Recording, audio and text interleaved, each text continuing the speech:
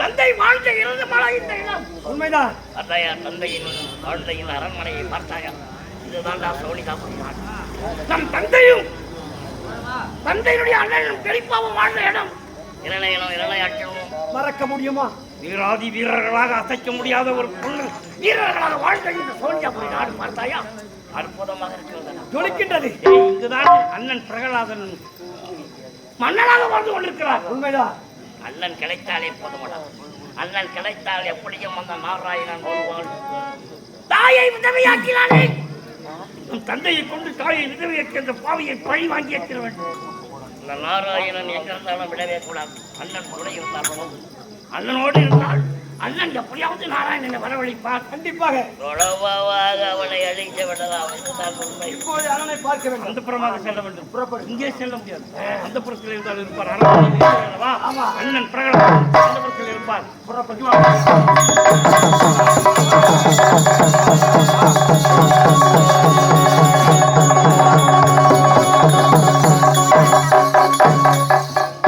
தம்பி சிவபாலா, என்னடா அரண்மனையில் பார்த்தோம், மன்னன் அரண்மனையில் இல்லை.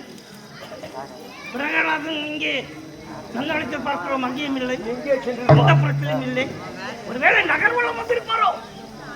நகர்வலம் வரும்போது மக்கள் எல்லாம் எப்படி இருக்கிறார்கள், மக்களுடைய கஷ்டங்களை தெரிந்து கொள்வதற்காக, மக்களுக்கு உதவி செய்வதற்காக நகர்வலம் வந்திருப்பாரோ? இருக்கலாம். ஒருவேளை அண்ணன் நகர்வலத்தில் இருப்பார். ஏனென்றால் நாம் தம்பிகள் இருவரும் வருவது உண்மை அவருக்கு தெரியாதல்லவா? யாரும் சொல்லியிருக்க மாட்டார்கள் அல்லவா? உண்மை உண்மை. அண்ணன் பிரகலாதனுக்கு நாம் இருவரும் வரும் உண்மை தெரியாதல்லவா? ஆகினாலே நகர்வலம் வந்து கொண்டிருக்கும் அண்ணன் எங்கே நகர்வலம் வருகிறார் என்ற உண்மையை தெரிந்து கொள்ள வேண்டும் அல்லவா? சரி, அடுத்த நகர்வலம் புறப்படும்.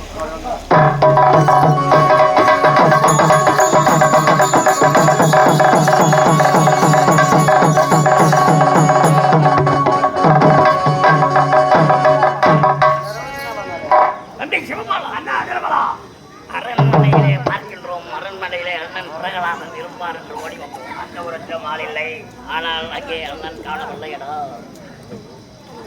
அரண்மனையில் இல்லாத அண்ணன் அந்த புறத்திலே இருப்பார் என்று வந்தோம், ஆனால் அந்த புறத்திலேயும் இல்லையடா.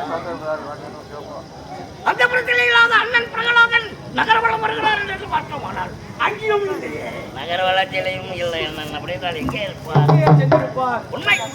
நாரதன் ஒரு வார்த்தை சொன்னேன் அல்லவா? நாரதன் ஒரு வார்த்தை சொன்னான் அல்லவா? டேய், அவன் நாராயணுடைய பக்தன்.